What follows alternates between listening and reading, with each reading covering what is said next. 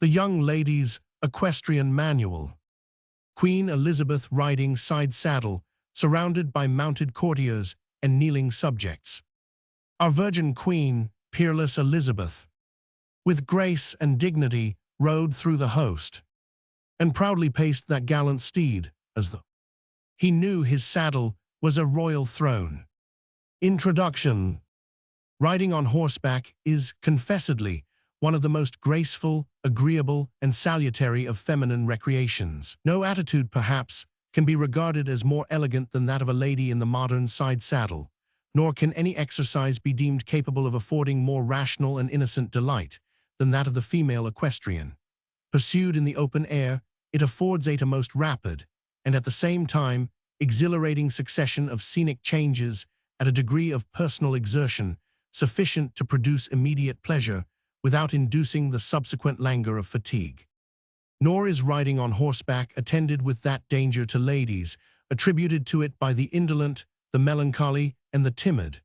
Accidents, indeed, in the side saddle are of extremely rare occurrence. Strange as it may seem, it is, however, an incontrovertible fact that horses in general are much more docile and temperate with riders of the fair sex than when mounted by men. This may be attributed partially to the more backward position in the saddle of the former than the latter, but principally, perhaps, to their superior delicacy of hand in managing the reins. As an active recreation and a mode of conveyance, riding on horseback appears to have been of very remote usage among our fair countrywomen. During a long period, indeed, it was the only one known to, or adopted by them, for the performance of journeys. Such, too, appears to have been the case, with some modifications in other European countries. The only voiture of the French, says Garsault, until the reign of Charles VI, was the back of the horse or mule. Neither kings, queens, princes, nor subjects were acquainted with any other. In the time of that monarch, litters borne by 2 horses first appeared, but these were uncovered and used only by ladies of the court. 9 Froissart describes Isabel, the second wife of Richard II of England, as having been born en une litière molt rich, qui était ordonnée pour elle, and this kind of vehicle, during the reigns of several succeeding monarchs, appears to have been used by women of distinction in this country, but only, it is to be observed, in cases of illness, or on occasions of ceremony. For example, when Margaret, daughter of Henry VII, went into Scotland, she generally rode a fair palfrey, while after her was conveyed one very rich litter, borne by 2 fair coursers, very nobly dressed, in the which litter the said queen was borne in the entrying of the good towns, or otherwise, to her good pleasure. Towards the end of the 13th century, vehicles with wheels, for the use of ladies, were first introduced. They appear to have been of Italian origin, as the first notice of them is found in an account of the entry of Charles of Anjou into Naples, on which occasion, we are told, his queen rode in a carta, the outside and inside of which were covered with sky-blue velvet, interspersed with golden lilies. Under the Gallicized denomination of char, the Italian carta shortly afterwards became known in France, where so early as the year 1294 an ordinance was issued by Philip the Fair, forbidding its use to citizens' wives. Nor was England far behind in the adoption of the vehicle, for in the Squire of Low Degree, a poem supposed to have been written anterior to the time of Chaucer, we find the father of a royal lady promising that she shall hunt with him, on the morrow, in a chair drawn by genets of Spain that bend so white, trapped to the ground with velvet bright. It shall be covered with velvet red, and clothes of fine gold all about your head, with damask white and azure blue, well diapered with lilies blue. However richly ornamented, the carta, char, or chair, and there is little, if any, doubt to be entertained as to their identity, may have been, it was, probably, a clumsy, inelegant, and inconvenient structure, for its employment appears to have been far from general among highborn ladies, even on occasions of ceremony and pomp. During the 14th, 15th, and 16th centuries, the French princesses usually rode on donkeys, and so late as the year 1534, a sacred festival was attended by Queen Eleonora and the females of the blood royal of France on horseback. Nor did the superior and more recent invention of coaches, for a long period, tend materially to supersede, among ladies, the use of the saddle. These vehicles, according to Stowe, became known in England in 1580, but many years after, Queen Elizabeth herself is described as having appeared almost daily on her palfrey. In the time of Charles II, the fashion among ladies 11 of riding on horseback declined.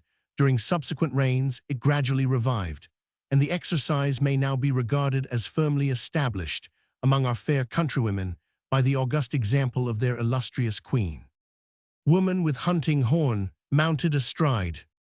The present graceful, secure, and appropriate style of female equestrianism is, however, materially different from that of the olden time.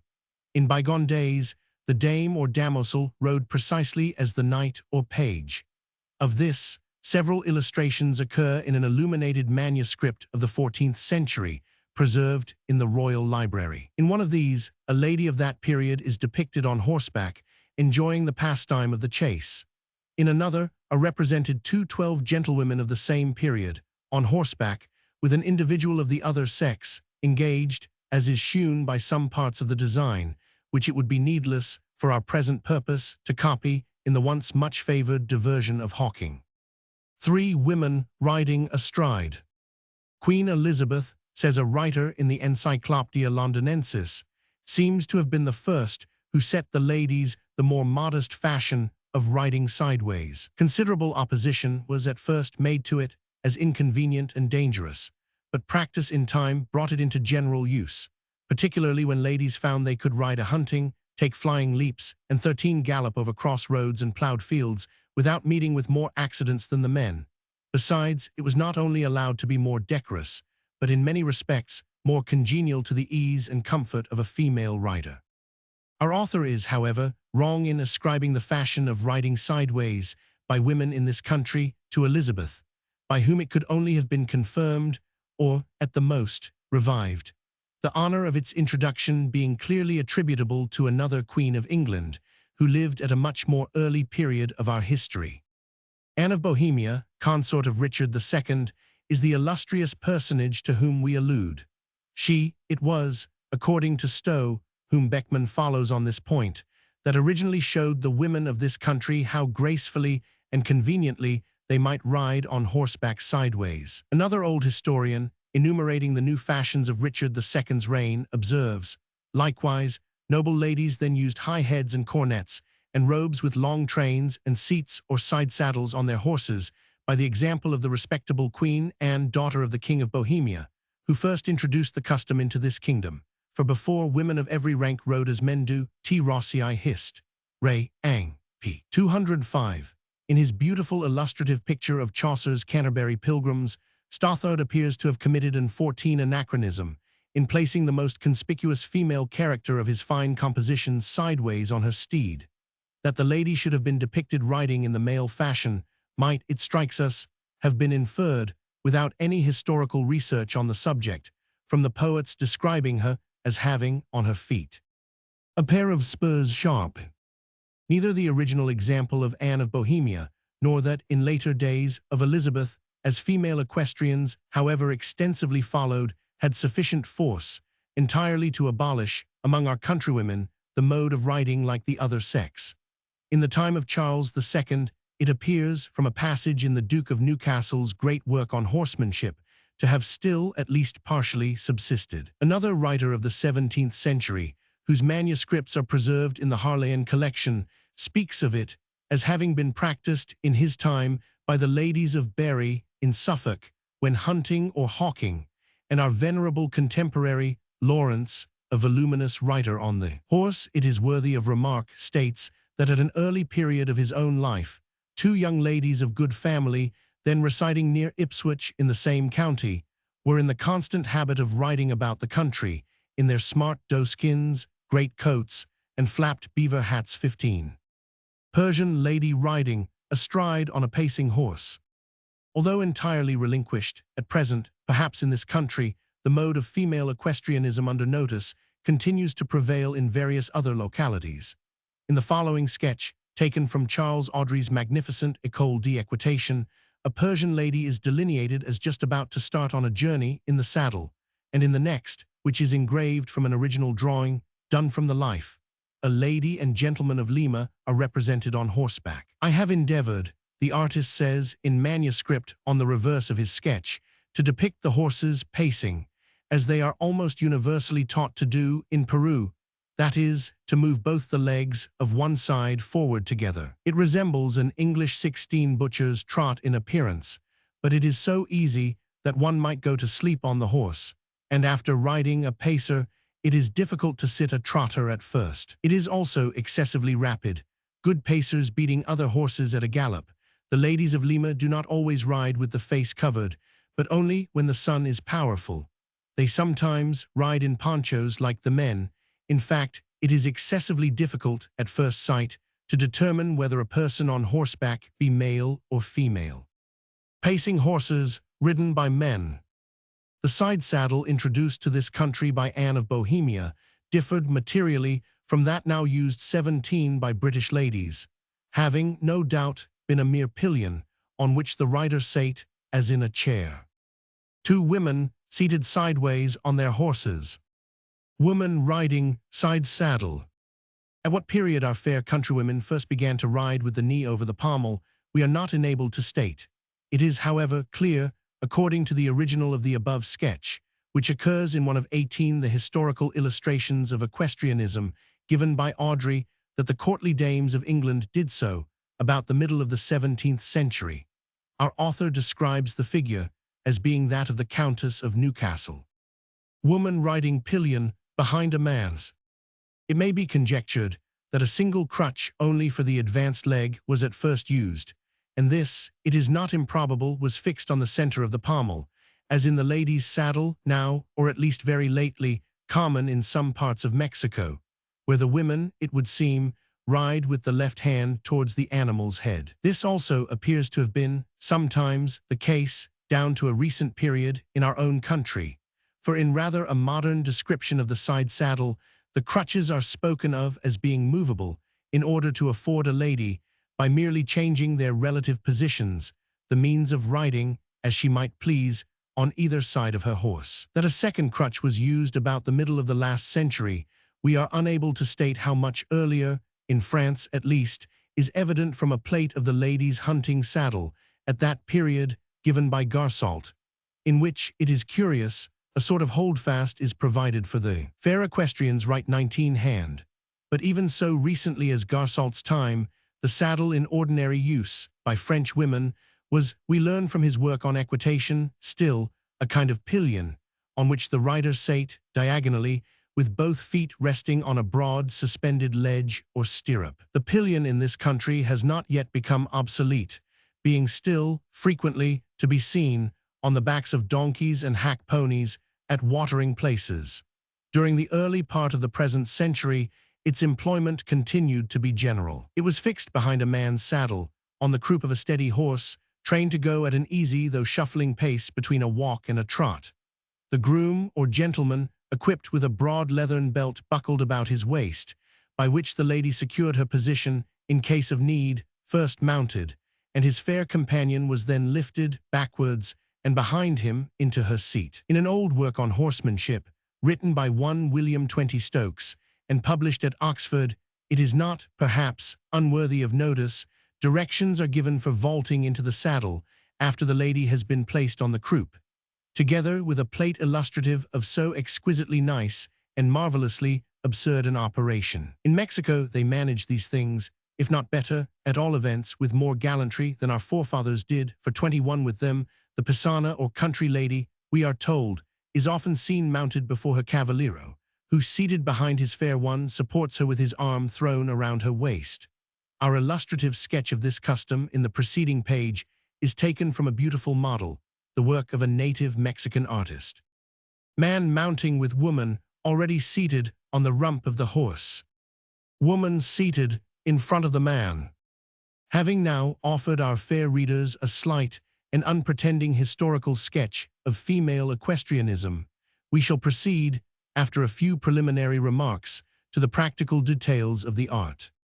Its various advantages, inducements, and attractions as an exercise have already been noticed. Much, however, as we wish to interest our fair countrywomen in its favor, it is proper on our part to tell them, frankly, that equestrianism is far from being an intuitive art. There is no royal road to it. To be enjoyed and appreciated, it must be learnt. That ease and elegance, that comparative safety in the side saddle of which we have spoken, it is impossible to achieve without considerable practice based upon proper principles. Many young ladies, however, feel a delicate repugnance to passing through the ordeal of a riding school. Some, again, do not reside in situations where the benefit of a teacher's directions can be procured, while others erroneously flatter themselves that they are in possession of every needful acquirement as regards equestrianism when they have discovered how to retain a seat on the saddle and guide 22 a horse by means of the bridle. To such of our readers as happen to be comprised within either of these classes, and to those also who, after having received a professor's initiative instructions, are desirous of further improvement, the following pages, if carefully perused, will, the writer most zealously hopes, prove beneficial. Woman standing in front of a mirror, adjusting her hat and veil. 18. Since writing the above, we have been assured by a friend that within a few weeks past he has seen several ladies at Brighton seated on the wrong side of the horse. Side saddles with movable crutches, indeed, are now far from uncommon to our own knowledge in saddlers' shops. Equestrian technicalities. A few among the most generally adopted of these it will be expedient, in the first place, to notice and explain. Most parts in the external structure of the horse are known by names of obvious signification, but such is not exactly the case with all. Diagram of horse anatomy. To commence with the anterior limb, A is the forepastern, B the fetlock, C the leg, and D the arm. In the hind limb, E is the hind pastern, F the hock, G the stifle, and H the haunch. Curb bit diagram of parts of bridle, snaffle bit, curb bit, snaffle bit. In the bridle, supposing it to be double-reined, A is the double headstall, B the front, C the noseband, D the throat lash, E the snaffle rein, and F the curb rein. At G is the martingale. Diagram of a side saddle. In the saddle, A is the near crutch, B the off crutch, C the cantle, D the crupper, E the safe, F the skirt, G the stirrup, H the near side half of the surcingle, and I the girths. The near side of a horse is that which is on the left of the rider, and the off side that which is on her right. The height of a horse is always estimated in hands of 4 inches each. It is always measured at the tip of the shoulder. A horse is never spoken of as being so many hands tall, but so many hands high. Woman mounted behind a man, with people standing around. The lady's horse. Although the lady usually has a horse selected for her by some gentleman, either of her own family or her acquaintance, it may not be inexpedient to inform the fair reader of those qualities which, combined in the same animal, may be said to constitute complete lady's horse. Such a creature, however, we must observe, is exceedingly difficult to be procured, even by those possessed of the nicest judgment on the subject, and to whom the usually important question of price is not an object of consideration. The beau ideal of this kind of horse is superlatively elegant in form, exquisitely fine in coat, and unexceptionably beautiful in color, of a height, in the nicest degree appropriate to the figure of the rider, graceful, accurate, well-united, and thoroughly safe in every pace, light as a feather in the hand, though not at all, painfully sensitive to a proper action of the bit, bold in the extreme, yet superlatively docile, free in every respect from what is technically denominated vice, excellent in temper, but still, though gentle, yet not dull, rarely, if ever, requiring the stimulus of the whip, yet submitting temperately to its occasional suggestions. Head and neck of a horse wearing a bridle. In some, though not in all respects, the form should approach closely to that of a thoroughbred animal. The head should be small, neat, well set on the neck, and gracefully carried.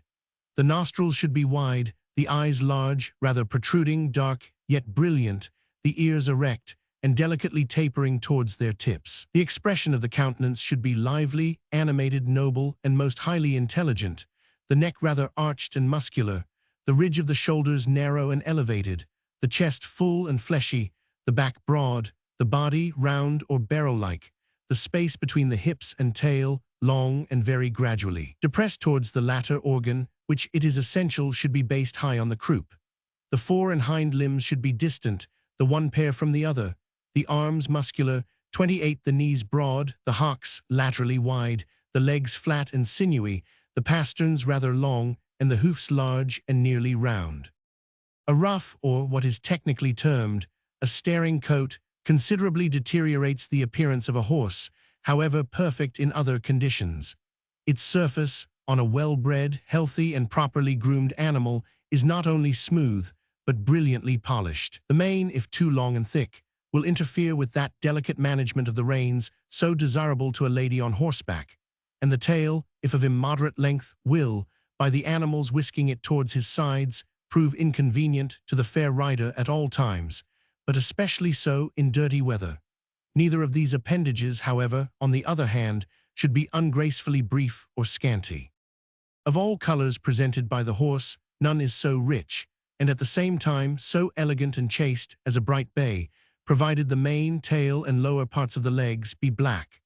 A small white star on the forehead and a white speck on one of the heels are to be considered rather as beauties than defects, but much white, either on the face or legs, whatever be the general hue, is quite the reverse of desirable. After bright bay, chestnut, perhaps, deserves to rank next in the scale of taste, provided it be not, as is very frequently the case, accompanied with white legs. Some of the various shades of gray, however, are in the opinion of many 29 entitled to be placed above it.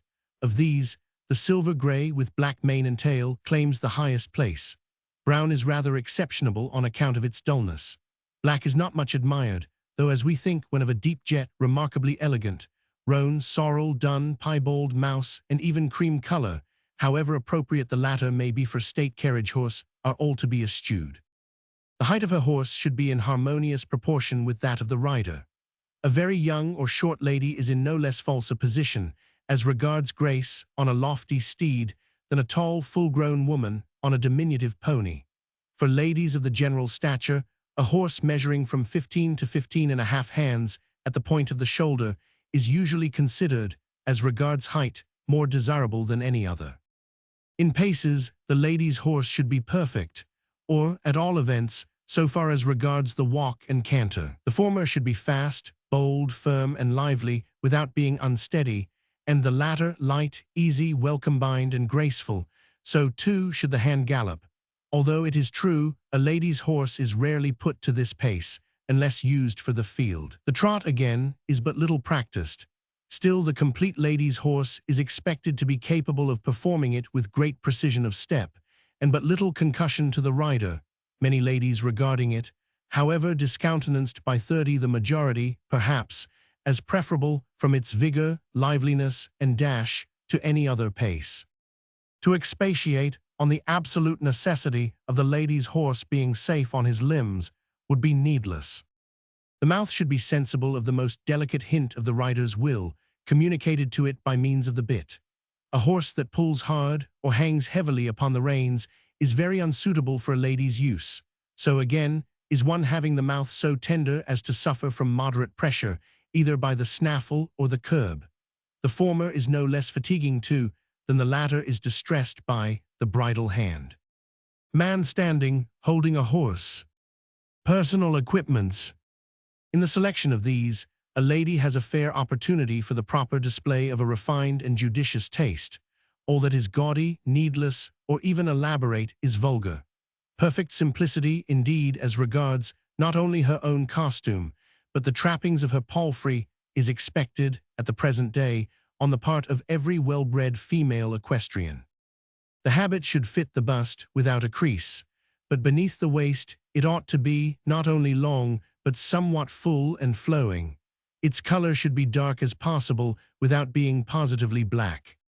The hair should be plaited, or, if otherwise dressed, so arranged and secured that it may not be blown into the rider's eyes, nor, from exercise or the effect of humid weather, be liable to be so discomposed as to become embarrassing. To ride in a bonnet is far from judicious. A hat or neat undress military cap is indispensable to the female equestrian. It should be secured most carefully to the head, for the loss of it would not merely be inconvenient, but perhaps dangerous from the startling effect which its fall might produce on the sensitive temperament of the horse. The whip should be exquisitely neat and highly finished, but with little, if any, decoration. Dog playing with a hunting whip. Accoutrements for the horse. Every accoutrement for the horse, however ornamental and pictorial, beyond the mere saddle and bridle, is to be rejected as being in bad taste. The crupper and breastband are now almost obsolete. The saddle cloth has nearly disappeared. Nettings are, generally speaking, abandoned, and the martingale itself, valuable as it may be for horses of a certain character, is rarely to be seen. Simplicity, indeed, as regards female equestrianism, is now imperatively, and strange to say most judiciously, enjoined by that same fickle goddess, fashion, in obedience to whose sovereign behest a lady's horse in the olden time was disguised, as it were, in cloth of gold most curiously wrought. Man standing in front of a rearing horse, with a woman mounted side saddle. Rules of the road. Without a knowledge of these, the fair equestrian, when riding in public, would be exposed to considerable inconvenience, and often to no slight degree of danger. By a generally understood compact, persons, whether riding or driving, when proceeding in opposite directions, pass, each on his or her own near or left-hand side of the road, and when on a parallel course, the faster party goes by the other, on the off or right. In other words, when the former is the case, the right hands of the parties meeting are towards each other, and, in the latter, the left hand of the faster is towards the right hand of the slower. It follows, therefore, that when the rider is about to meet horses or carriages, she should take her ground on her near or left side of the road, and when about to pass those traveling in the same direction with, though at a less speedy pace than herself, on her right or off. In meeting one rider or vehicle, and at the same time passing by superior speed another, she must leave the first on her right and the second on her left. It will not be inexpedient, under the present head, to make some observations as to which side the lady should take, when riding in company with a gentleman. 35 Adams, a teacher of equitation, and the author of a work on the subject, remarks that the only inducements for a gentleman to ride on the left of a lady would be that, by having his right hand towards her, in case of her needing assistance, he might the more readily and efficiently be enabled to afford it than if he were on the opposite side, and should any disarrangement occur in the skirt of her habit, he might screen it until remedied. On the other hand, our author observes, with great good sense, though in terms somewhat homely, addressing, it is to be noticed, his remarks to gentlemen, the inconvenience of riding on the left of the lady is that if you ride near to give her any assistance, you are liable to rub or incommode the lady's legs and alarm her, and the spur is liable to catch or tear the lady's habit. If the roads are dirty, your horse likewise bespatters the lady's habit. On the right hand of the lady, these inconveniences do not occur if you ride ever so close, and you are situated next the carriages and the various objects you meet, which in narrow roads or passing near might intimidate a lady. For these reasons, I think it most proper to take the right hand of a lady. Man and woman riding on a road. Mounting. On approaching a horse, the skirt of the habit should be gracefully gathered up, and the whip be carried in the right hand. Woman dressed in riding habit. It is the groom's duty, when the rider approaches, to gather up the reins with his left hand, smoothly and evenly, the curb rein between, and somewhat tighter than the bradoon, properly dividing them with his forefinger. The lady advancing on the near side of the horse to the saddle receives them a little more forward than the point of the horse's shoulder, with her right hand, which still retains and passes the whip over the saddle to the off or right side. On taking the 37 bridle in this manner, her forefinger is placed between the reins. The groom then removes his hand, and the lady draws her own back, suffering the reins to glide gently and evenly through her fingers until she reaches the near crutch of the saddle, which she takes with her right hand, still holding the whip and reins, and places herself close to the near side of the horse, with her back almost turned towards him. The groom now quits his former post and prepares to assist her to mount. The horse being thus left to the lady's government, it is proper that in passing her hand through the reins she should not have suffered them to become so loose as to prevent her, when her hand is on the crutch, from having a light but steady bearing on the bit, and thus keeping the horse to his position during the process of mounting. She next places her left foot firmly in the right hand of the groom or gentleman in attendance 38 who stoops to receive it. The lady then puts her left hand on his right shoulder, and straightening her left knee, bears her weight on the assistant's hand, which he gradually raises, rising himself at the same time until she is seated on the saddle. During her elevation, she steadies and even, if necessary, partly assists herself towards the saddle by her hands, one of which, it will be recollected, is placed on the crutch, and the other on her assistant's shoulder. It is important that she should keep her foot firm and her knees straight. Woman standing next to horse, ready to mount, with groom ready to assist. Man preparing to give the woman a leg up to mount. If these directions be well attended to, she will find herself raised to her saddle with but a trifling exertion either on her own part or that of the assistant. Should the latter be a lad only, or a groom not much accustomed to this part of his business, he should use both hands instead of one, joining them by the fingers. Indeed, 39 this, generally speaking, is the safer mode. The lady, in all cases, should take care that her weight be well balanced on her left foot, from which she should rise as perpendicularly as possible, above all things taking care not to put her foot forward, but keeping it directly under her. The assistant should not begin to raise her until she has removed her right foot from the ground, and by strengthening her knee, thrown her weight completely into his hand. Woman seated properly in the side saddle. Having reached the saddle, while her face is still turned to the near side of the horse, and before she places her knee on the pommel, the assistant puts the lady's left foot in the stirrup, while she removes her hand from the near to the off crutch of the saddle, holding the whip and reins as before directed 40, she now raises herself on the stirrup by the aid of her right hand, while the assistant, or the lady herself, with her left hand, draws the habit forward in its place. She then places her right knee between the crutches, and her seat is taken. Should the back part of the habit at this time, or afterwards, in the course of the ride, require any arrangement, the lady raises herself in the stirrup by strengthening her knee, and with her left hand disposes her habit to her satisfaction. Woman seated gracefully in the side saddle. The reins. Pupils during their first lessons may arrange the reins in the following manner. The right hand is removed from the crutch of the saddle. The reins are separated, and one is held in each hand, passing up between the third and fourth fingers, the ends being brought over the four fingers, and held in their places by closing the thumbs upon them and shutting the hands. These should be on a level with each other, at a little distance apart, 3 inches from the body or thereabouts, with the knuckles of the little fingers in a line with the elbow. By slightly advancing the hands or even relaxing the hold of the reins, the horse, if well trained, will go forward. The left hand is raised to turn to the near or left side, and the right hand to turn in an opposite direction. By slightly raising and approaching both hands toward the body, the horse may be made to stop. When either rein is acted on to turn the horse, the other should be a little slackened, or the hand which holds it relaxed. As soon as the pupil has passed her novitiate in the art, she holds both reins in the left hand. Some ladies separate them by the third and fourth fingers, others by one of these fingers only, and many by the fourth, 42, and little finger. But the greater number use the latter alone for this purpose, passing the off or right rein over it, and bringing the near or left rein up beneath it. The reins are carried flat upon each other up through the hand, near the middle joint of the forefinger, and the thumb is placed upon them so that their ends fall down in front of the knuckles. The elbow should neither be squeezed close to the side, nor thrust out into an awkward and unnatural position, but be carried easily and gracefully at a moderate distance from the body.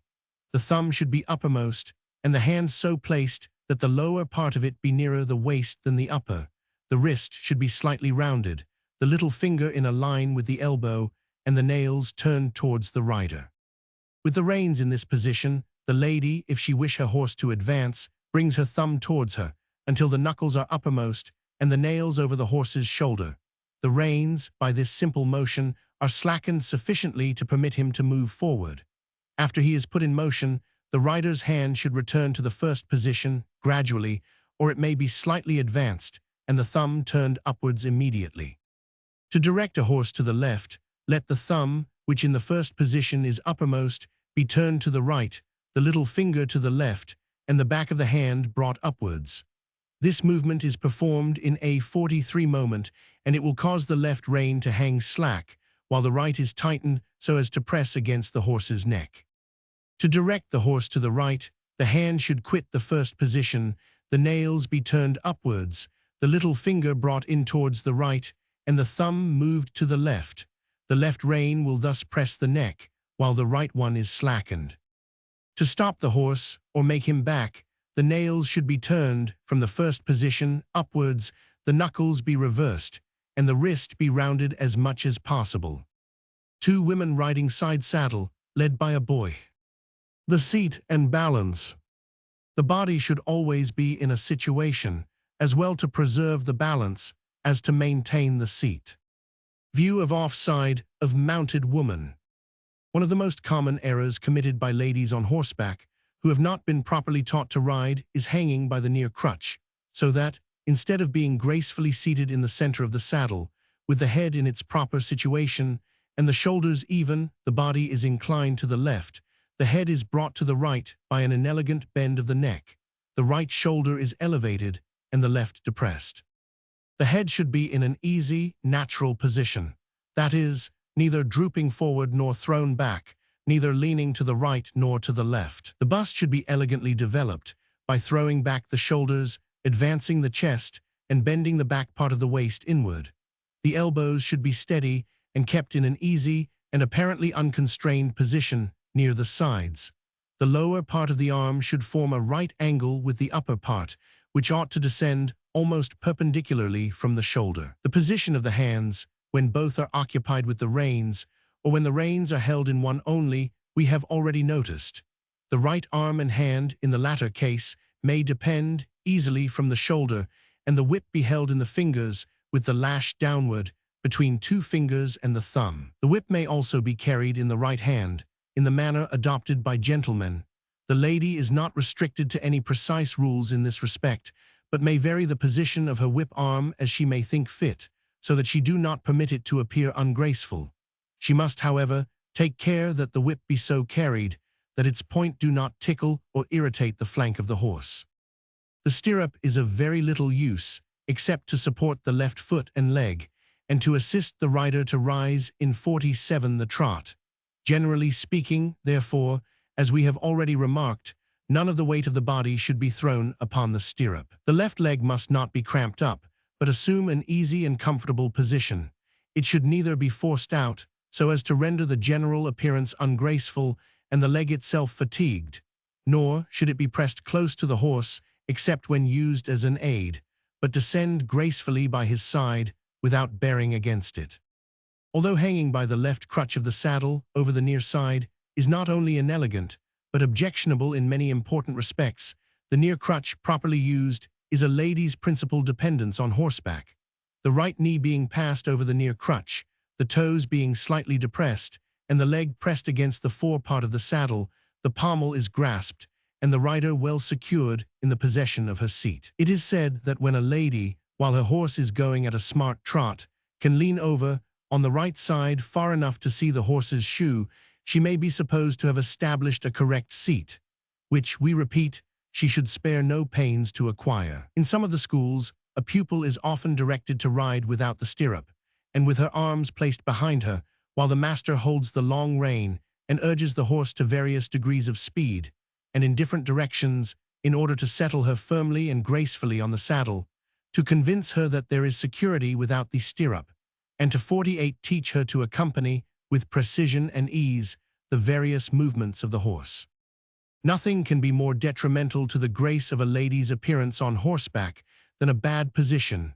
A recent author says, "It is a sight that would spoil the finest landscape in the world." What can be much more ridiculous than the appearance of a female, whose whole frame, through malposition, seems to be the sport of every movement of the horse? If the lady be not mistress of her seat, and be unable to maintain a proper position of her limbs and body, so soon as her horse starts into a trot, she runs the risk of being tossed about on the saddle like the halcyon of the poets in her frail nest. floating upon the boisterous rude sea. If the animal should canter, his fair rider's head will be jerked to and fro as a vexed weathercock. Her drapery will be blown about, instead of falling gracefully around her, and her elbows rise and fall, or, as it were, flap up and down like the pinions of an awkward nestling endeavoring to fly. To avoid such disagreeable similes being applied to her, the young lady who aspires to be a good rider should, even from her first lesson in the art, strive to obtain a proper deportment on the saddle. She ought to be correct, without seeming stiff or formal, and easy, without appearing slovenly. The position we have 49 described, subject to occasional variations, will be found, by experience, to be the most natural and graceful mode of sitting a horse. It is easy to the rider and her steed, and enables the former to govern the actions of the latter so effectually, in all ordinary cases, as to produce that harmony of motion which is so much and so deservedly admired.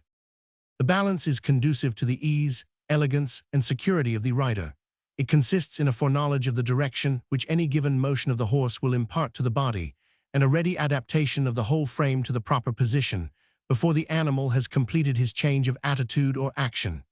It is that disposition of the person, in accordance with the movements of the horse, which prevents it from an undue inclination forward or backward, to the right or to the left. By the direction and motion of the horse's legs the balance is governed. If the animal be either standing still or merely walking straight forward, the body should be preserved in the simple position which we have directed the lady to assume on taking her seat. Should it be necessary to apply the whip, so as to make the animal quicken his pace, or to pull him in suddenly, the body must be prepared to accommodate itself to the animal's change of action. When going round a corner at a brisk pace, or riding in a circle, the body should lean back rather more than in the walking 50 position. To the same extent that the horse bends inward, must the body lean in that direction. If a horse shy at any object, and either turn completely and suddenly round, or run on one side only, the body should, if possible, keep time with his movements and adapt itself so as to turn or swerve with him. Otherwise, the balance will be lost, and the rider be in danger of falling on the side from which the animal starts. In no case, let it be remembered, should the rider endeavor to assist herself in preserving her balance by pulling at the reins. Woman riding, carrying a parasol. Aids and defenses.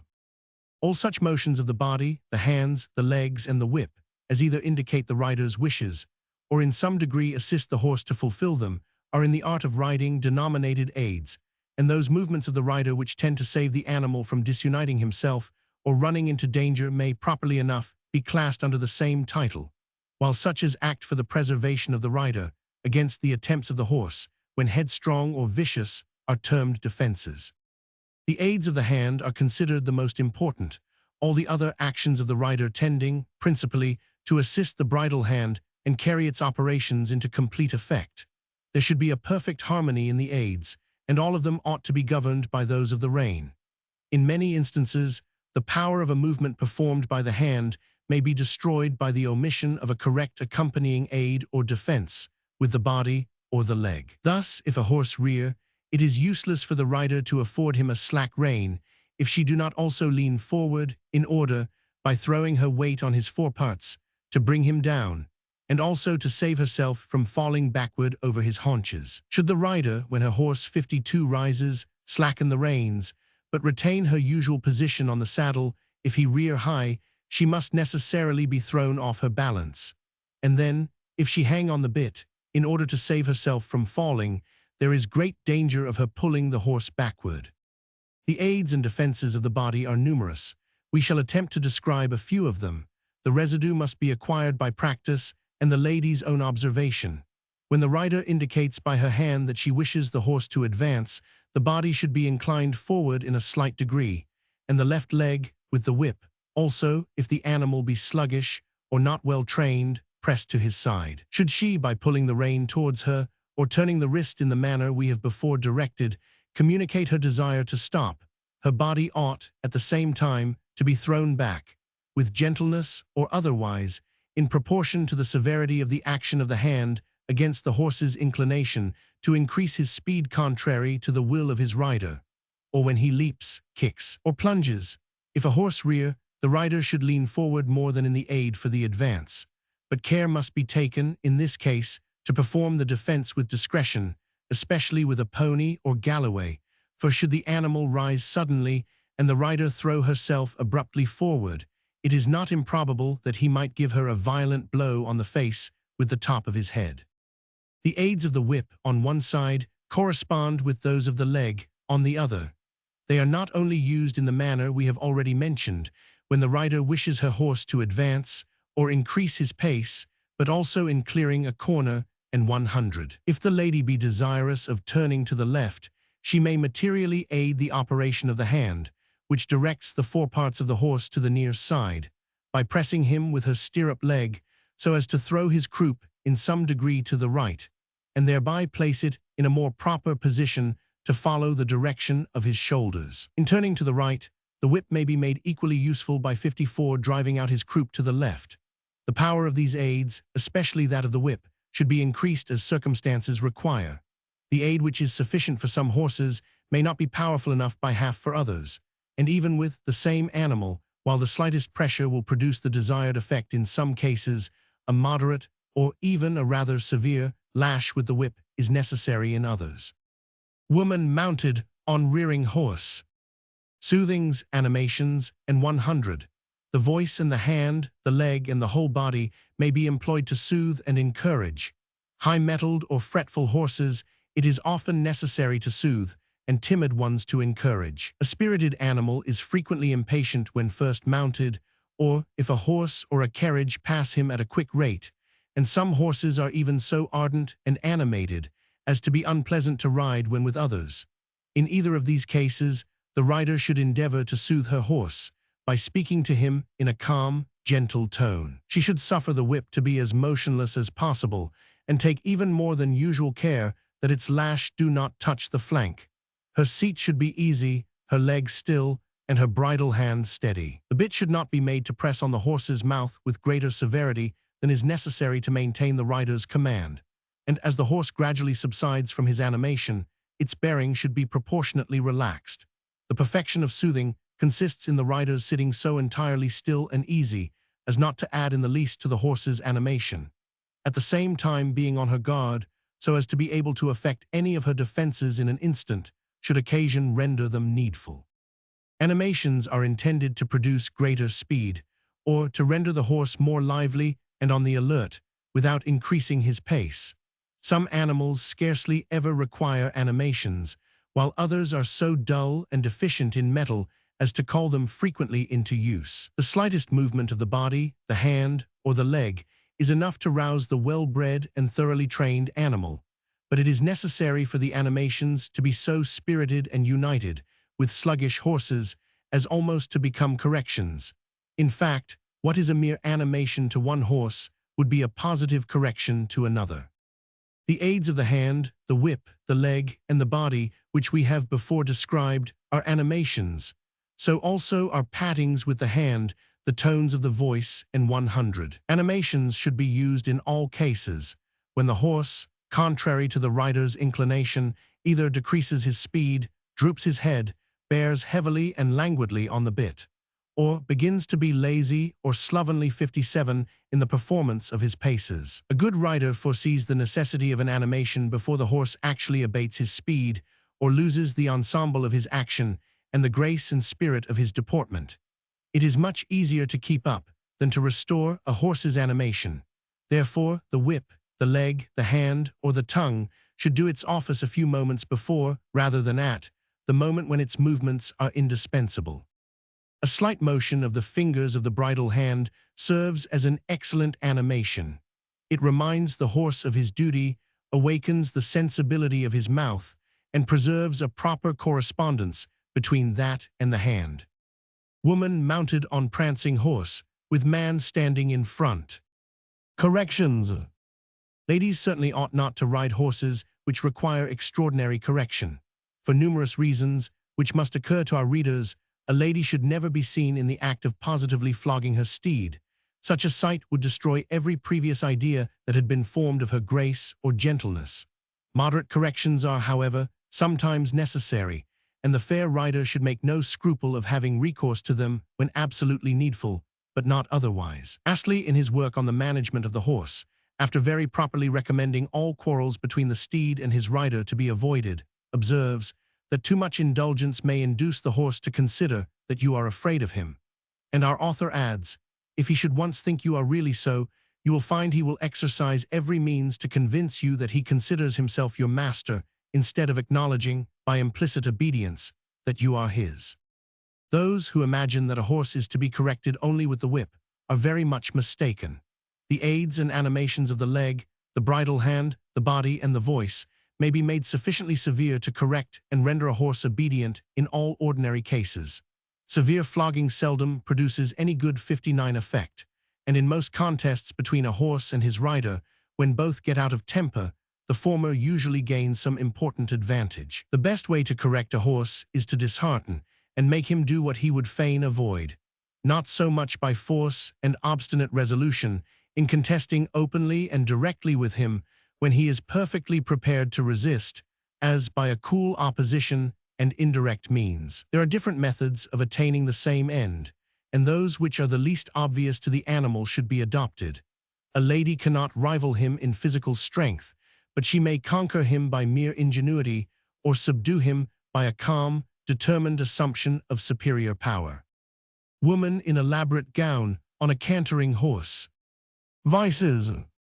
Some horses are addicted to a very troublesome and vicious habit of turning round suddenly.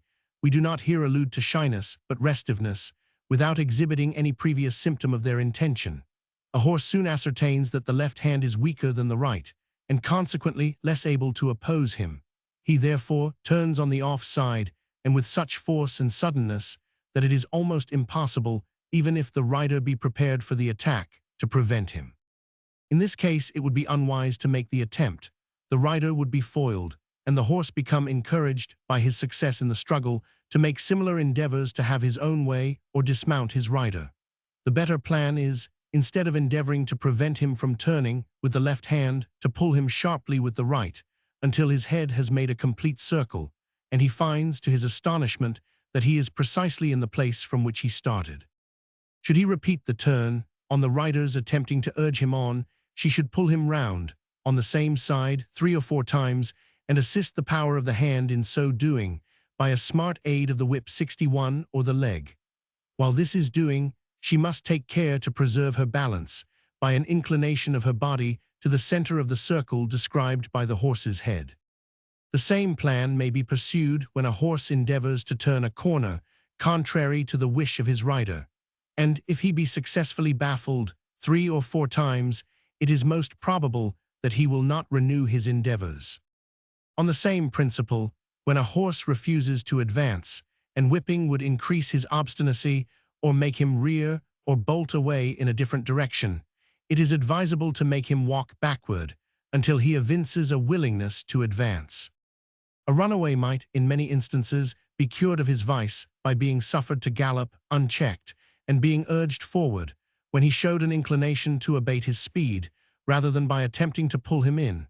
But this remedy is, in most situations, dangerous even for men, and all other means should be tried before it is resorted to by a lady. Should our fair young reader have the misfortune to be mounted on a runaway, she may avoid evil consequences if she can contrive to retain her self-possession and act as we are about to direct. She must endeavor to maintain her seat at all hazards, and to preserve the best balance or position of body to carry her defenses into operation.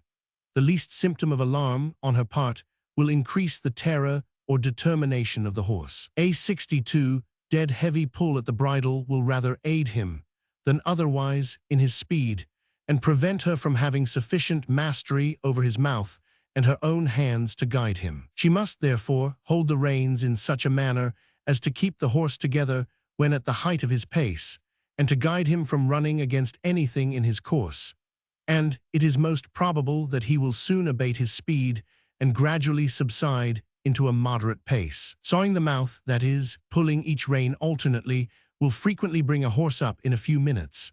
Slackening the reins for an instant and then jerking them with force may also produce a similar effect, but if the latter mode be adopted, the rider must take care that the horse, By stopping suddenly, do not bring her on his neck or throw her over his head. In whatever manner the runaway be stopped, it is advisable for the lady to be on the alert, lest he should become so disunited by the operation as to fall. Our readers may think, perhaps, that this advice, however easy to give, is difficult to follow. We beg leave, however, to tell them that although it is not so easy as drawing on a glove or replacing a stray curl, it is much more practicable than they may imagine, though we trust they may never have occasion to put it to the proof.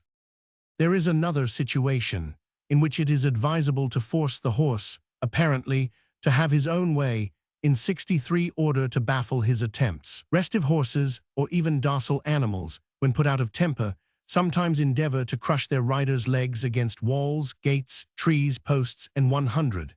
An inexperienced lady, under such circumstances, would strive to pull the horse away, but her exertions would be unavailing. The animal would feel that he could master the opposition, and thus discovering the rider's weakness, turn it to her disadvantage on future occasions. We cannot too often repeat that, although a rider should not desist until she have subdued her horse, she must never enter into an open, undisguised contest with him. It is useless to attack him on a point which he is resolute in defending. The assault should rather be directed to his weaker side. If he fortify himself in one place, he must proportionately diminish his powers of defense in another. He anticipates and prepares to resist any attempt to overcome him on his strong side, and his astonishment at being attacked on the other, and with success, on account of his weakness in that quarter, goes far to dishearten and subdue him. If he plant himself in a position of resistance against being forced to advance, it is a matter of very little difficulty to make him go back. If he appear to be determined not to go to the right, the rider may, on account of the mode in which he disposes his body and limbs, turn him with great facility to the left. If he stands stock still and will not move in any direction, his crime may be made his 64 punishment.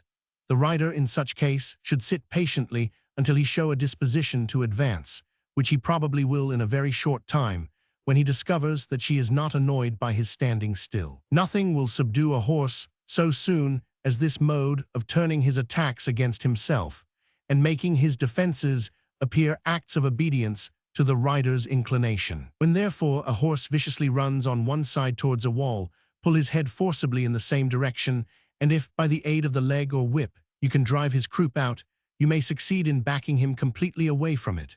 It is by no means improbable that when he finds that his rider is inclined to go to the wall as well as himself, he will desist. Should he not, his croup may be so turned outward that he cannot do his rider any mischief. In shying, the same principle may be acted upon, more advantageously, perhaps, than in any other case. Should the lady's horse be alarmed at any object, and instead of going up to or passing it, turn round, the rider should manage him as we have recommended in cases where the horse turns through restiveness. He should then be soothed and encouraged, rather than urged by correction to approach or pass the object that alarms him. To attempt to force him up to it would be ridiculous and dangerous. If the horse swerve from an object and try to pass it at a brisk rate, it is useless to pull him towards it, for if you succeed in bringing his 65 head on one side, his croup will be turned outward, and his legs work in an opposite direction. This resistance will increase proportionately to the exertions made by the rider. A horse, in this manner, may fly from imaginary into real danger, for he cannot see where he is going, nor what he may run against. Pulling in the rein, therefore, on the side from which the horse shies, is improper. It should rather be slackened, and the horse's head turned away from the object which terrifies him. By this mode, a triple advantage is gained. In the first place, the horse's attention is diverted to other things.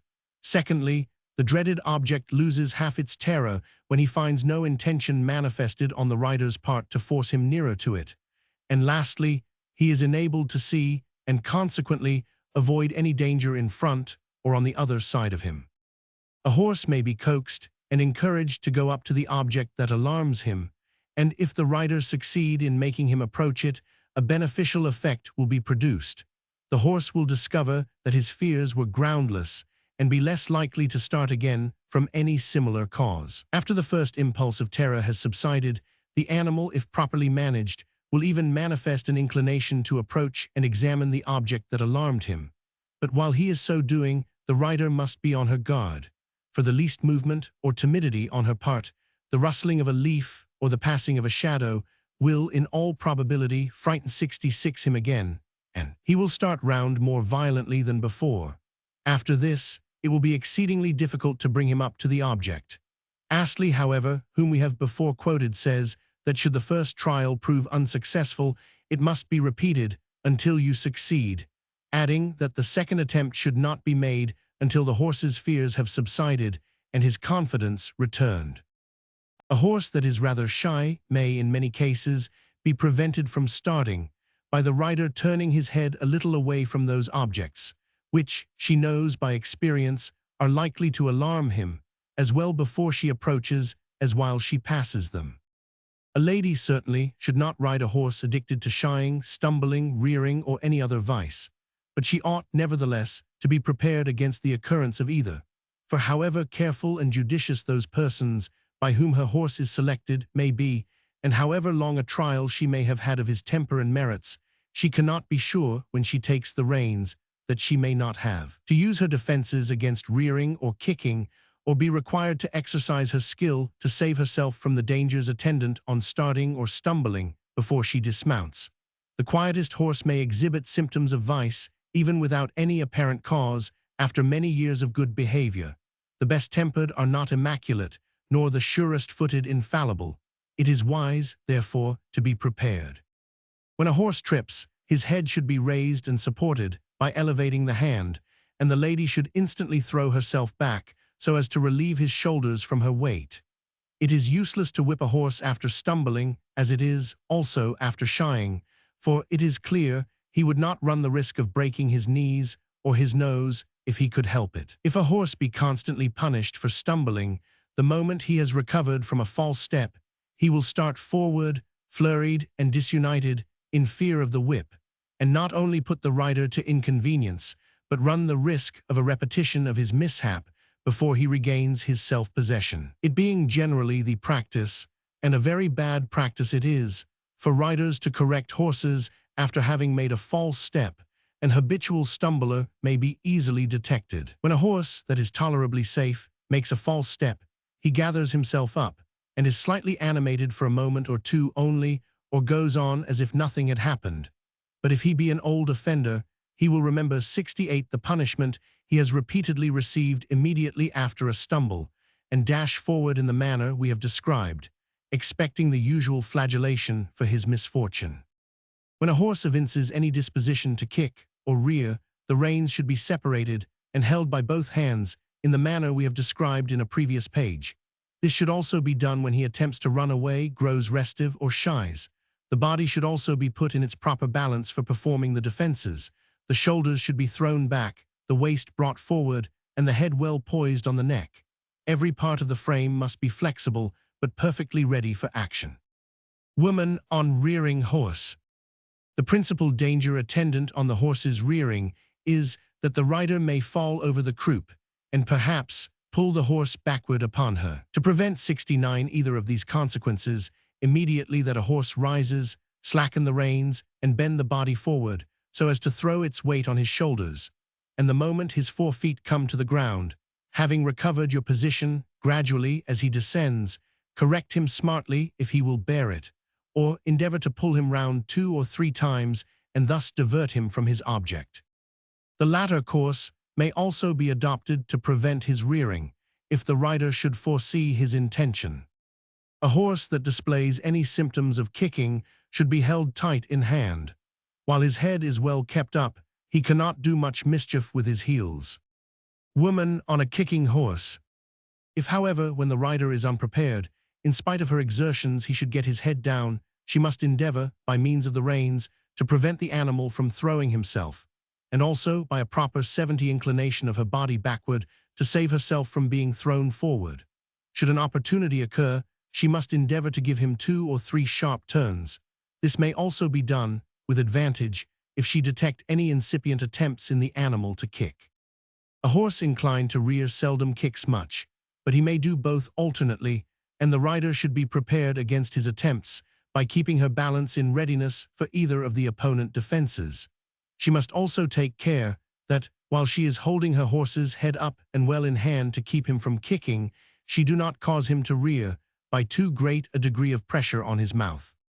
Man and woman riding with a hound at their horse's feet.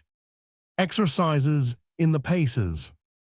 Although our limits will not permit us to enter into an elaborate detail of the lessons taken by a pupil in the riding school, it is right that we should give the learner a few useful hints on the rudiments of riding, and not devote our whole space to the improvement of those who have made considerable progress. While we endeavor to correct bad habits in the self-taught artist, in the pupil of a kind friend, an affectionate relative, or of a mere groom, to confirm the regularly educated equestrian in the true principles and practice of the art, to remind her of what she has forgotten, and to improve upon the knowledge she may have acquired, we must not forget those among our young friends who, having never mounted a horse, are desirous of learning how to ride with grace and propriety, and who dwell at a distance or do not feel inclined to take lessons from a master.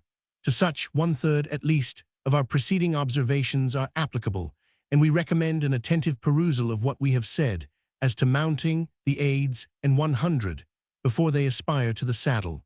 Our other remarks they will find useful when they have acquired a little practice. It would be needless for us to repeat our advice as to the manner of mounting, holding the reins, making the horse advance, stop, turn, and 100, or the proper disposition of the body and limbs. All these, in her early lessons, the pupil should gradually practice. Top hat with veil and a whip on a table. The walk. Let the pupil walk the horse forward in a straight line, and at a slow rate, supporting his head in such a manner as to make him keep time in the beats of his pace, but not holding the reins so tight as to impede the measurement of his steps, or to make him break into a trot on being slightly animated. The hand should be so held that it may delicately but distinctly feel, by the operation of the horse's mouth on the reins, every beat of his action. If he do not exert himself sufficiently, he should be somewhat animated. Should he break into a trot, he must be checked by 74 the reins, but the pull must neither be so firm nor continued as to make him stop. The moment he obeys the rein and drops into a walk, the hand is to be relaxed. Should he require animating again, the movement for that purpose must be more gentle than before, lest he once more break into a trot. Woman riding a horse, walking. After walking in a straight line for a short time, the lady should practice the turn to the right and to the left, alternately using both hands in these operations in the manner directed in a previous page. She must observe that when she pulls the right rein in order to turn the horse on that side, the other hand must be relaxed and lowered or advanced to slacken the left rein and ease the horse's mouth, and vice versa. If the horse do not readily obey the hand in turning or bring forward his croup sufficiently, he must be urged to throw himself more on the bit by an animation of the leg or whip. The animations during the first lessons should be commenced with great gentleness, and the rider will easily discover, by a little experience, to what degree it is necessary to increase them in order to procure obedience. This observation should be attended to, were it only for the pupil's safety, for if she begin with her animations above the horse's spirit, his courage will be so raised as to endanger, or, at least, alarm her, and thus render what would otherwise be an agreeable exercise unpleasant. After the pupil has practiced walking in a straight 75 line and turning on either side for a few days, she may walk in a circle and soon make her horse wheel, change, demi-volt, and 100. The circle should be large at first, but when the pupil has acquired her proper equilibrium and 100, it must, day by day, be gradually contracted. In riding round a circle, the inner rein should be rather lowered, and the body inclined inward. This inclination must be increased during succeeding lessons as the circle is contracted and the pupil quickens the pace of her horse. She must practice in the large circle until she is able, by her hands and aids, to make the horse perform it correctly. The inside rein must be delicately acted upon. If it be jerked at distant intervals or borne upon without intermission, the horse, in the former case, will swerve in and out, and in the latter, the rider's hand and the animal's mouth will both become, in some degree, deadened. and thus their correspondence will be decreased. In order to procure correct action, the inner rein should be alternately borne on in a very slight degree and relaxed the next instant, the hand keeping exact time in its operations with the cadence of the horse's feet. The direction is to be frequently changed, the pupil alternately working to the right and the left, so as to bring both her hands into practice. Figure 8. Pattern circles pattern. As soon as the rider becomes tolerably well confirmed in her seat and balance, and in the performance of the simple aids and animations, as well in large as 76 small circles, she should begin to ride in double circles, at first of considerable diameter, but decreasing them by degrees as she improves. Riding in double circles is guiding the horse to perform a figure of 8, and this, in the language of the riding school, is affecting the large and narrow change according to the size of the circles. The number of the circles may be increased and the sizes varied, with great advantage both to the rider and the horse. They may be at some distance from each other, and the horse be guided to work from one to the other diagonally. Thus, suppose he starts from A, he may be made to leave the upper circle at E and enter the lower one at D, leave it at C and enter the first again at B, and so continue for some time. Then, beginning at F, to quit the lower circle at C, enter the upper one at B, leave it at E, and enter the lower circle again at 500. Thus, the position of the rider and horse are alternately changed, from working from the right to a straight line, thence to the left, thence to a straight line, and thence again to the right. To give an instance of riding in a greater number of circles, of different diameters, let the horse start from a C figure P 77 and leave the upper circle at B, traversing to the outer small circle at C, passing round, so as to enter the inner circle at E, and going round by F to G, quitting it at G, and entering 77 the lower circle at H, quitting the latter. Again, after passing round I at K, and thence proceeding towards the outer small circle, entering at L, going round and entering the inner circle at E, passing round and quitting it at F, to return again to A, by entering the upper circle at 1000. These exercises may be diversified in various ways.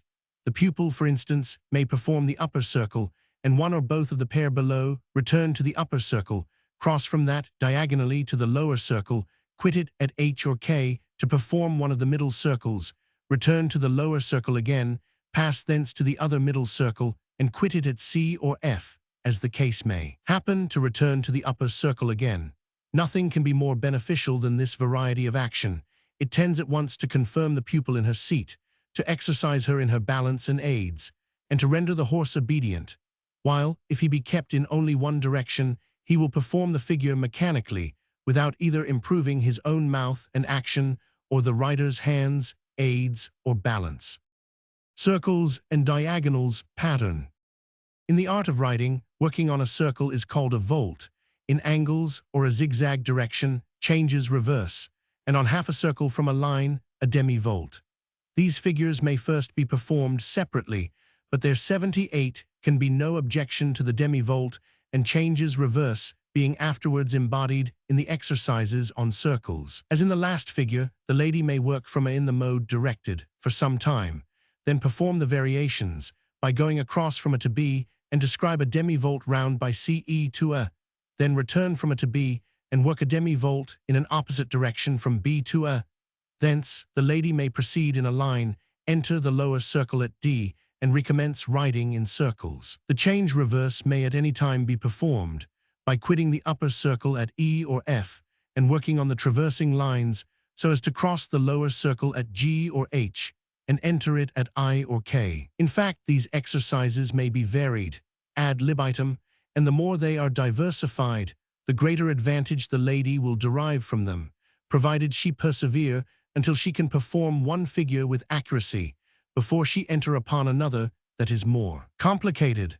Should the horse, in changing, yield his head, but withhold his croup so as to destroy the union of his action or mar the perfection of the change, the rider should bring it to the proper position or sequence by an aid of the whip or leg, as the case may be. The trot. Woman riding, trotting horse. The lady should begin to practice this pace as soon as she is tolerably perfect in the walking lessons. It will be as well for her, at first, to trot in a straight line. She may then work in the large circle and proceed, gradually, through most of the figures which she has performed in a walk. To make the horse advance from a walk to a trot, draw upwards the little finger of each hand, or that of the left hand only, when the pupil has advanced enough to hold the reins in one hand and turn them towards the body. An animation of the leg or whip should accompany this motion. The trot 80 should be commenced moderately.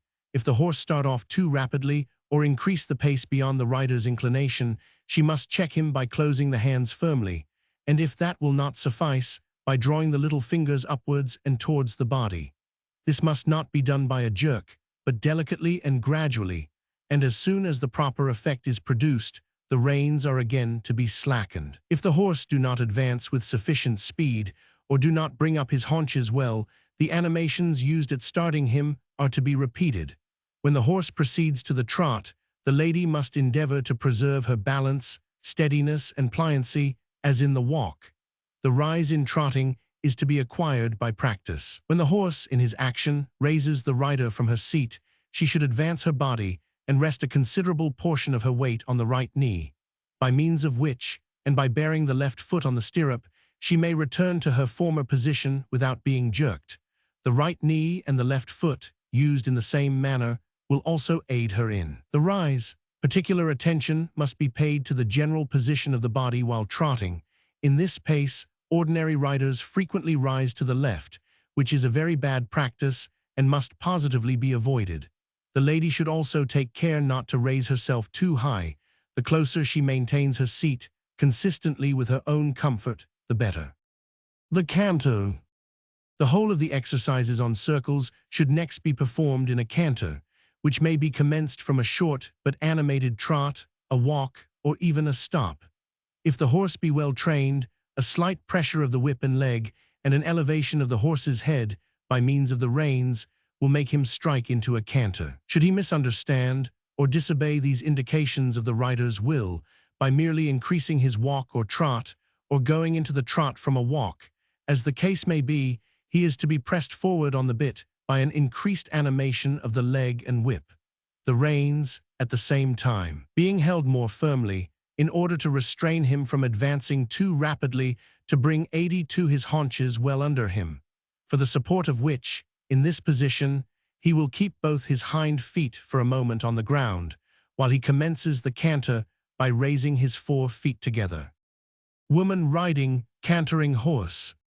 The canter is by far the most elegant and agreeable of all the paces, when properly performed by the horse and rider. Its perfection consists in its union and animation, rather than its speed. It is usual with learners who practice without a master to begin the canter previously to the trot, but we are supported by good authority in recommending that the lady should first practice the trot, as it is certainly much better calculated to strengthen and confirm her in the balance, seat, and 100, than the canter. The lady is advised, at this stage of her progress, to practice the paces alternately in the various combinations of the figures we have described, performing her aids with greater power and accuracy in turning and working in circles, when trotting or cantering, than when walking. She should also perfect herself in her aids, the correspondence and balance, by alternately increasing and diminishing the speed in each pace, until she attain a perfect mastery over herself and her horse, and can not only make him work in what direction, and at what pace, but also at what degree of speed in each pace she pleases. The horse ought to lead with the right foot. Should he strike off with the left, the rider must either check 83 him to a walk, and then make him commence the canter again, or induce him to advance the proper leg by acting on the near rein, pressing his side with the left leg, and touching his right shoulder with the whip. His hind legs should follow the direction of the 4 legs, otherwise the pace will be untrue, disunited, and unpleasant, both to horse and rider. Therefore, if the horse lead with his near 4 leg, unless when cantering to the left, the only case when the near legs should be advanced, or with his near hind leg, except in the case just mentioned, although he may lead with the proper 4 leg, the pace is false and ought to be rectified. Dismounted woman, peering over the back of her saddled horse. The gallop. No lady of taste ever gallops on the road. Into this pace, the lady's horse is never urged or permitted to break except in the field, and not above one among 1,000 of our fair readers, it may be surmised, is likely to be endowed with sufficient ambition and boldness to attempt the following of hounds. Any remarks on our part with regard to this pace would therefore be all but needless. Man and woman riding in the woods, with a hound chasing a fox. Stopping and backing. The lady must learn how to perform the perfect stop in all the paces. The perfect stop in the walk is a cessation of all action in the animal, produced instantaneously by the rider, without any previous intimation being given by her to the horse. The slovenly stop is gradual and uncertain. The incorrect stop is a momentary and violent check on the action in the middle instead of the conclusion of the cadence, while the four legs are coming to the ground. The proper movements should be performed by the rider so that the stop may conclude correctly with the 86 cadence.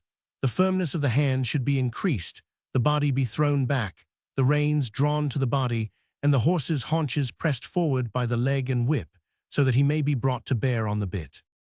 Woman stopping her horse. The stop in the trot is performed as in the walk. The rider should operate when the advanced limbs of the animal, before and behind, respectively, have come to the ground, so that the stop may be perfected when the other foreleg and hind leg advance and complete the cadence.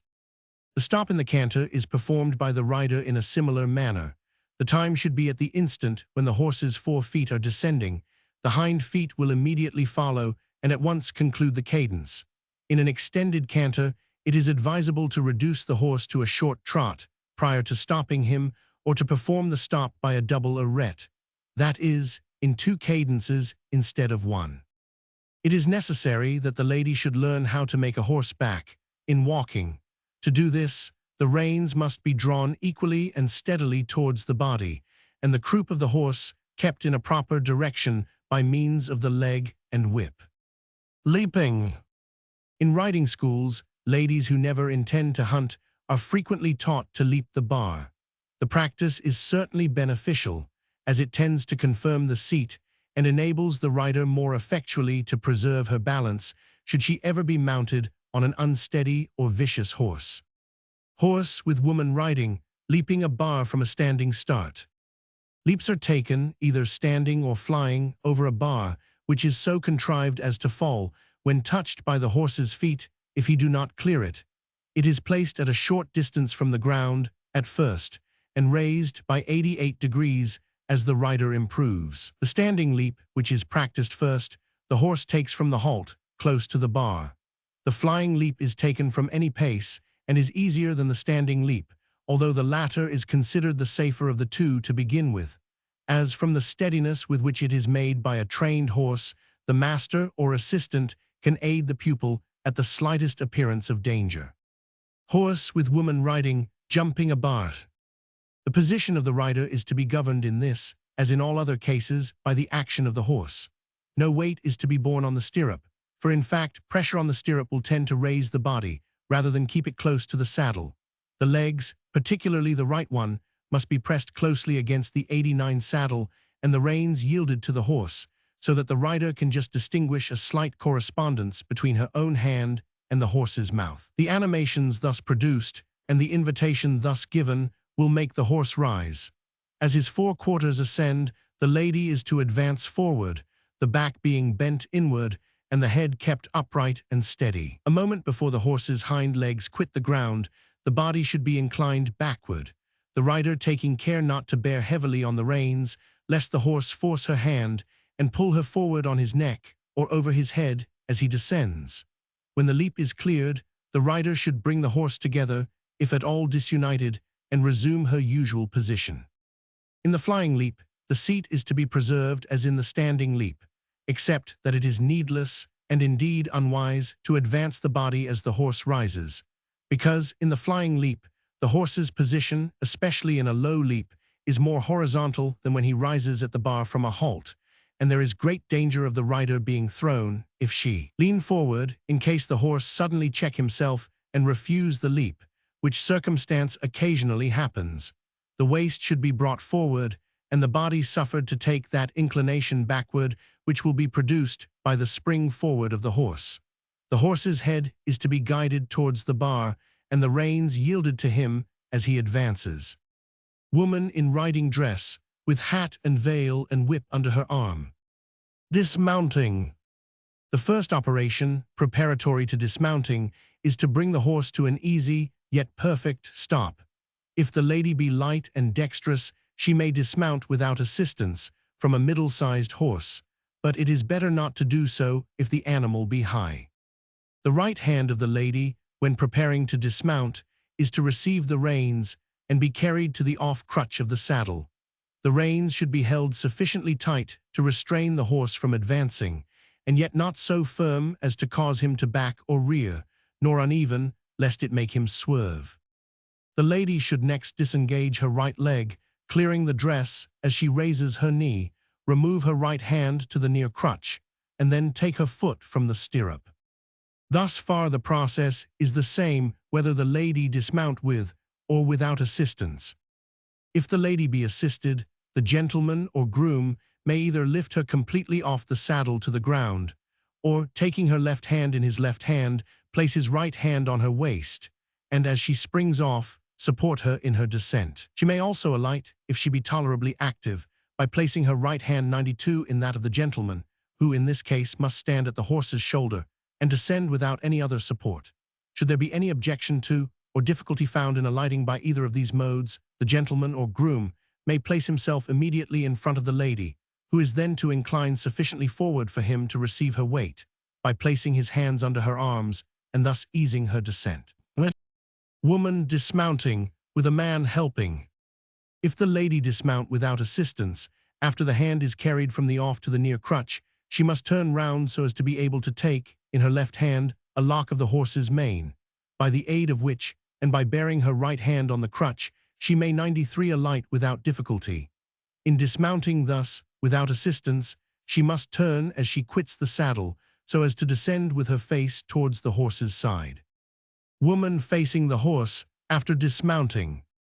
By whatever mode the lady dismounts, but especially if she do so without assistance, she should, to prevent any unpleasant shock on reaching the ground, bend her knees, suffer her body to be perfectly pliant, and alight on her toes or the middle of her feet.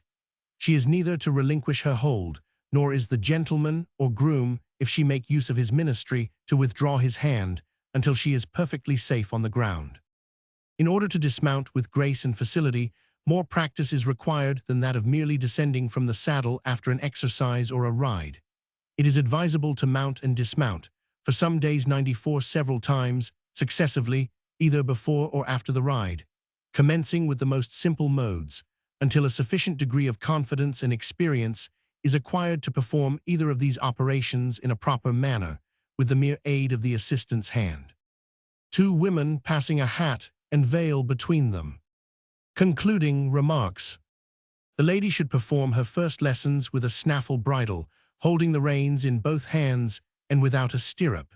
When she has acquired some degree of practice in the balance, aids, and general government of the horse, she may use a bridle with double reins and hold them in the left hand, managing them as we have directed in some of the preceding pages. If the lady be but in her novitiate in the art, we strongly advise her not to place too much reliance on her own expertness or to attempt too much at first, but rather to proceed steadily and be satisfied with a gradual improvement, as it is utterly impossible to acquire perfection in the nicer operations of riding before the minor difficulties are overcome. The lady, in all cases, should recollect that her horse requires occasional haltings and relaxation. The time occupied in each lesson should be in proportion to the pace and animation in which it has been performed. If the exercise be varied and highly animated, the horse should rest to recruit himself at the expiration of 12 or 15 minutes. When refreshed, by halting, he may be made to go through another of the same, or rather less duration, and then 96 be put up for the day. It would be still better to make 2 halts in the same space of time, the exercise taken in such a lesson being equal to 3 hours moderate work. When the lessons are less animated, they may be made proportionally longer, but it is always better, if the pupil err in this respect, to do so on the side of brevity than by making her lessons too long to harass her horse.